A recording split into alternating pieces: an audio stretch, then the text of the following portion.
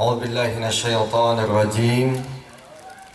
بسم الله الرحمن الرحيم. السلام عليكم ورحمة الله وبركاته.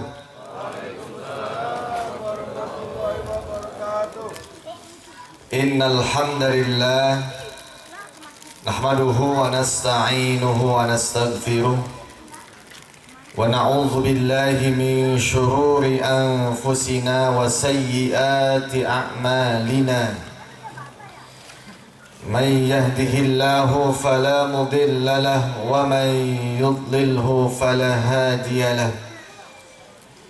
أشهد أن لا إله إلا الله وحده لا شريك له وأشهد أن محمدا عبده ورسوله لا نبي ولا رسول بعده. اللهم فصل وسلم على سيدنا محمد وعلى آل محمد كما صليت على إبراهيم وعلى آل إبراهيم في العالمين إنك حميد مجيد.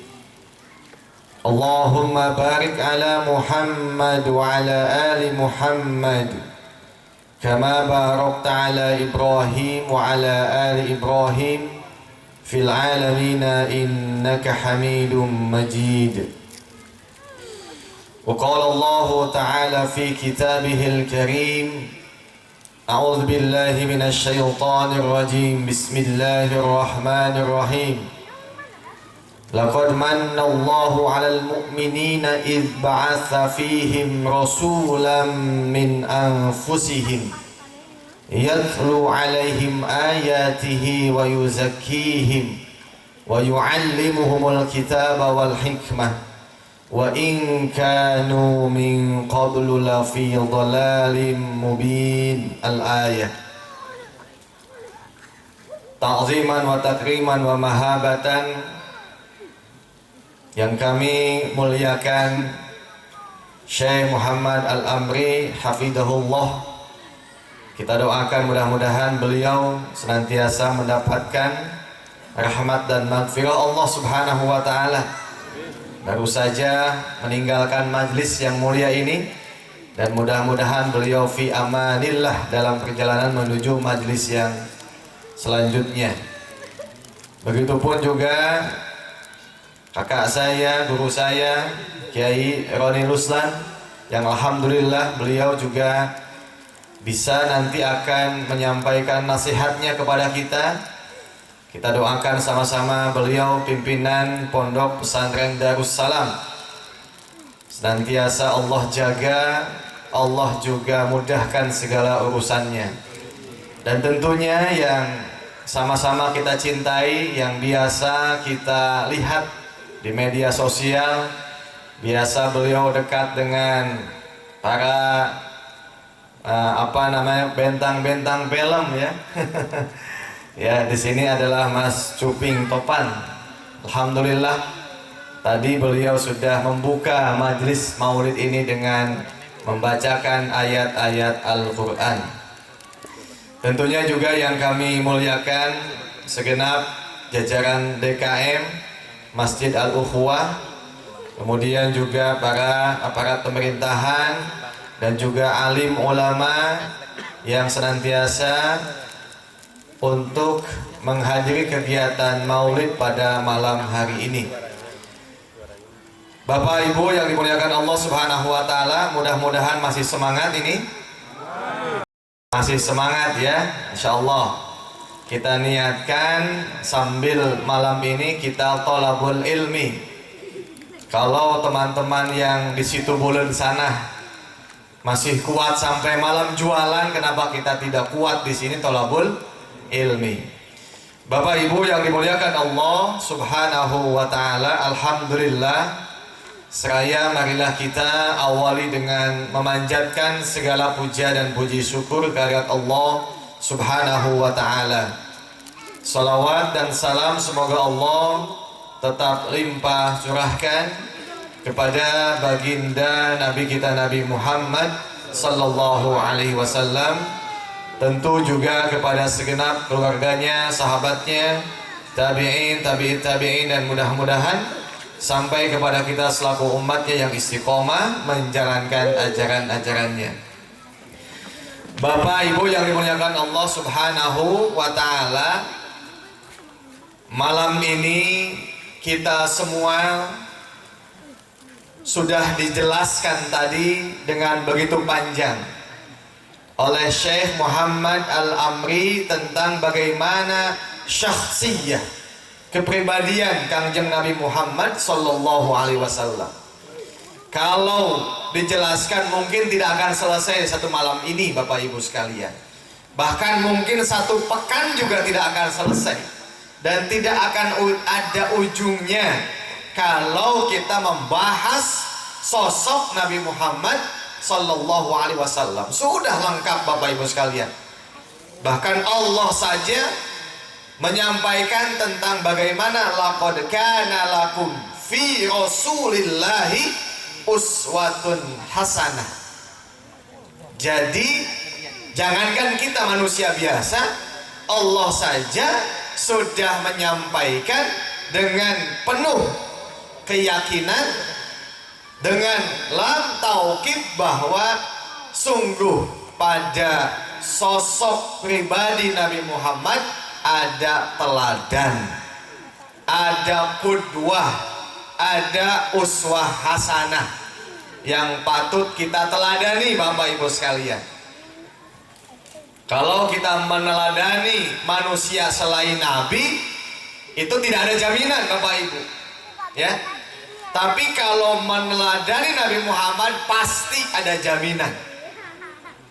Jaminan kita akan selamat di dunia, jaminan kita akan selamat di akhirat, jaminan kita pun juga kalau mencintai, mengikuti jejak langkah Nabi Muhammad, kita pun juga akan digolongkan menjadi umat yang mendapatkan syafaat nanti di yaumul kiamah. Mau Bapak Ibu? Siap Bapak Ibu menjadi umat Nabi? Masya Allah, ya. Nah, oleh sebab itu maka Bapak Ibu yang dimuliakan Allah Subhanahu wa Ta'ala, bagaimana kita meneladani Nabi Muhammad dalam konteks saat ini? Apakah ada kesempatan surga bagi kita? Tentu masih ada. Jika dulu sahabat-sahabat Nabi memanfaatkan dakwah Islam di awal-awal kota Makkah, sampai bagaimana Islam itu bisa didakwahkan, diyakini, diikuti, tentu itu pun tidak mudah Bapak Ibu sekalian. Sahabat-sahabat Nabi yang sudah menjelaskan, membela dakwah Islam, tentu akan mendapatkan posisi yang mulia. Bapak Ibu, lantas bagaimana dengan kita? Bagaimana dengan kita? Di mana peluang kita saat ini membela atau juga menjadi teladan umat Nabi Muhammad Sallallahu Alaihi Wasallam? Nah, Bapak Ibu, supaya kelihatan, supaya semangat, saya ingin menyampaikan tentang bagaimana kita meneladani dakwah Nabi Muhammad Sallallahu Alaihi Wasallam. Para jamaah yang dimuliakan Allah Subhanahu wa Ta'ala, ada satu tugas yang nyata-nyata di hadapan kita saat ini, dan tugas itulah paling tidak akan menjadi bukti, akan jadi saksi bahwa kita ini betul-betul membela ajaran Nabi Muhammad Sallallahu Alaihi Wasallam. Apa tugas itu? Itulah dakwah. Bapak Ibu yang dimuliakan, dakwah ini adalah tugas yang sangat mulia. Dakwah ini bukan milik kiai, dakwah ini bukan milik ajengan, dakwah ini bukan milik ustadz, tapi dakwah ini adalah tugas siapa saja yang mau mengikuti sunnah Nabi, Bapak Ibu sekalian. Ya, siap kita jadi pengaman dakwah tidak? Siap tidak Bapak Ibu? Masya Allah.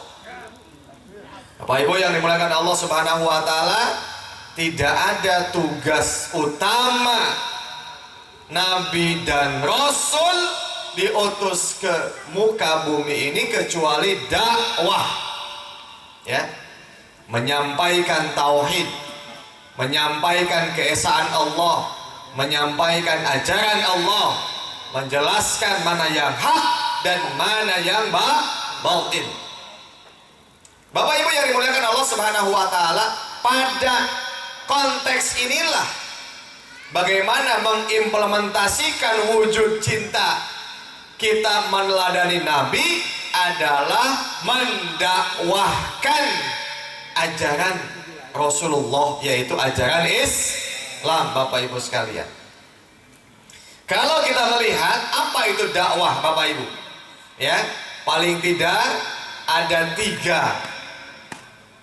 tiga hal penting yang mesti kita pahami tentang dakwah ini, kemuliaan ini, ya, tantangan kita ini. Yang pertama, mesti ada dai, orang yang mengajak, orang yang menyeru, dai ini, ya. Dan dai ini mesti menjadi wakilnya Allah, bukan wakilnya penguasa, bukan wakilnya masyarakat, bukan wakilnya pengusaha, ya. Dai isim fa'il, yang mengajak, subjeknya, pelakunya yang menjadi mengajak. Ud'u ila sabili rabbik, mengajak ke jalan Allah. Satu, dia dai, maka isim fa'il. Maka dai yang baik itu dai yang menjadi wakil Allah, membacakan ayat-ayatnya dan mengajak manusia supaya mengesahkan Allah Subhanahu wa Ta'ala. Nah, dai inilah yang penting. Maka disinilah pentingnya kita untuk melanjutkan estafeta dakwah Nabi, itu adalah menjadi dai, pengemban dakwah. Bapak Ibu sekalian, mengemban dakwah itu adalah tugas yang sangat mulia. Apalagi saat ini kita hidup pada zaman yang penuh dengan fitnah. Coba Bapak Ibu kita perhatikan, di mana-mana ketika Allah mengutus Nabi dan Rasul, itu biasanya ada objek, ada situasi, ada kondisi, ada fakta, betul tidak? Nah, biasanya ketika fakta, situasi, kondisi kehidupan masyarakat sudah mulai rusak, apa? Menyekutukan Allah dengan yang lain, kemudian juga Allah sudah tidak diesakan, maka disitulah pentingnya dakwah. Semua Nabi dan Rasul diutus ke tengah-tengah masyarakat untuk mengajak umatnya itu kembali mengesahkan siapa? Allah Subhanahu wa Ta'ala. Ayo coba kita lihat bagaimana fakta saat Nabi diutus. Itulah situasi kondisi pada waktu itu yang disebut dengan apa? Bangsa Arab jahiliyah. Apa bapak-bapak jahiliyah itu? Jahiliyah itu bodoh. Namun yang dimaksud dengan makna jahiliyah di sana bukan bodoh tidak bisa membaca, bukan bodoh tidak bisa menulis, bukan bodoh tidak bisa menghitung. Dak tibang hitung mah jago, sabab tukang dagang kape. Bangsa Arab itu tukang dagang, rihlatas syita'i was-shaif. Ya, dagangnya itu musim dingin dan musim panas. Ke Syam dan ke Yaman. Berarti kalau dagang bisa apa? Ya bisa ngitung. Tapi kenapa disebut dengan jahiliyah? Jadi disebut dengan jahiliyah itu adalah sebutan ketika situasi kondisi masyarakat itu tidak mengesahkan siapa? Allah Subhanahu wa Ta'ala. Tuhannya ada Lata, Tuhannya ada Uzza, Tuhannya ada Manat, Tuhannya ada Suwa, ada Wudda, ya. Kemudian apa? Tradisinya menggunakan tradisi kebiasaan nenek moyang sebelumnya. Bayangkan Bapak Ibu sekalian, kalau kita baca dalam buku Sirah Nabawiyah, kehidupan bangsa Arab sebelum datang Islam bagaimana? Masya Allah, ya. Kezaliman di mana-mana, ya. Penindasan di mana-mana. Yang kuat itu menyakiti yang lemah. Yang lemah itu tidak punya, ya, kekuasaan apapun. Kemudian juga kondisi kehidupan bangsa Arab dulu, kalau jualan dagang itu suka timbangannya diotak-atik. Wailul lil mutaffifin, dikurangi timbangannya, yang mestinya sekian kilo tapi dia kurangi sekian, ya, tidak sampai sesuai dengan pesanan. Kemudian juga kita lihat dalam ayat wa idzal mau'udatu su'ilat bi ayyi dzambin qutilat. Ya, Bapak Ibu, dulu bangsa Arab jahiliyah itu kalau, ya, punya anak wanita maka dia akan kubur hidup-hidup. Jadi wanita itu dianggapnya aib, ya. Wajhahu muswadda wa huwa kadhim, wajahnya yang malu, wajahnya menghitam akibat merasa malu kalau punya anak wanita alias perempuan. Masya Allah. Kemudian juga transaksinya Bapak Ibu sekalian, transaksinya mereka apa? Ribawi. Riba itu sudah menjadi denyut nadi kehidupan ekonomi di tengah-tengah masyarakat bangsa Arab jahiliyah.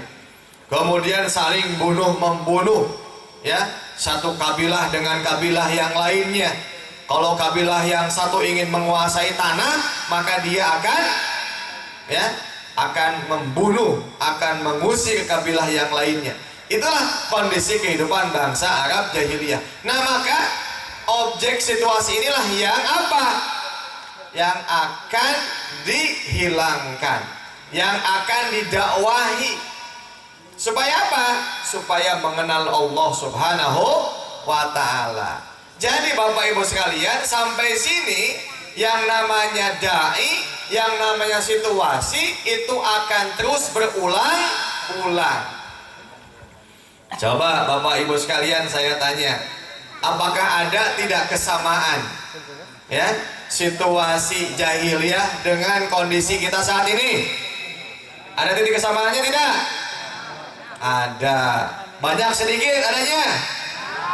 Banyak sedikit? Banyak. Jadi hari ini apa? Jahiliyah bukan? Jahiliyah bukan? Coba saya tanya, riba ada nggak hari ini? Pembunuhan ada nggak hari ini? Nah, kezaliman ada tidak hari ini? Penggusuran tanah ada nggak hari ini? Masya Allah, ya, Masya Allah, ya. Jadi sama tidak? Nah, kalau sama berarti apa? Ya butuh dakwah. Siapa yang menjadi pelaku dakwah? Kita semua, kalau kita ingin mendapatkan kemuliaan sebagaimana kemuliaan para sahabat dulu, ya.